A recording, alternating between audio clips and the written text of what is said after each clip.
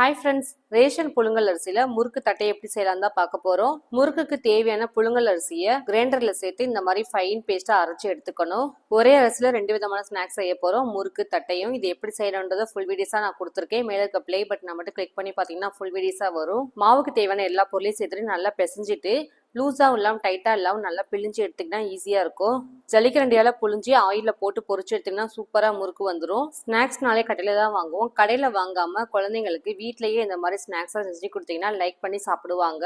இந்த ஸ்நாக்ஸுக்கு அதிகமான பொருள் பார்த்தீங்கன்னா ரேஷன் அரிசி மட்டும் தான் தேவைப்படும். ரேஷன் அரிசி எல்லா வீட்லேயும் இருக்கும். அப்போ டக்குன்னு இந்த மாதிரி ஒரு ஸ்நாக்ஸை செய்யுங்க. முறுக்கு எப்படி பண்ணமோ அதே மாதிரி தான் தட்டை செய்ய போகிறோம். சின்ன சின்ன உருண்டைகளாக உருட்டிட்டு பாலித்தீன் கவர், ஆயில் கவர் எதில் வேணாலும் சின்னதாக உருண்டையாக ஊட்டி லைட்டாக தட்டி எடுத்துனா போதும், அழகாக நமக்கு வந்துடும். அதுக்கப்புறம் ஒன்று ஆயில போட்டு பொரிச்சு எடுத்தா என்னோட ஸ்டைல தட்டை ரெடி. ஒரே ஒரு மாவுல 2 விதமான ஸ்நாக்ஸ் சூப்பரா இருக்கும், டேஸ்டாவும் இருக்கும். அடிக்கடி பச்சரிசி மாவுல தான் நீங்க ஸ்நாக்ஸ் செஞ்சு சாப்பிட்டுருப்பீங்க. இந்த மாதிரி புழுங்கல் அரிசியில செஞ்சு பாருங்களேன், டேஸ்ட் வித்தியாசமா இருக்கும். இது வரைக்கும் நீங்க சாப்பிட்டுக்கவே முடியாத அளவுக்கு டேஸ்டா இருக்கும். முறுக்கு தட்டை எந்த அளவுக்கு கிரன்ச்சினஸா இருக்கு நீங்களே பாருங்க.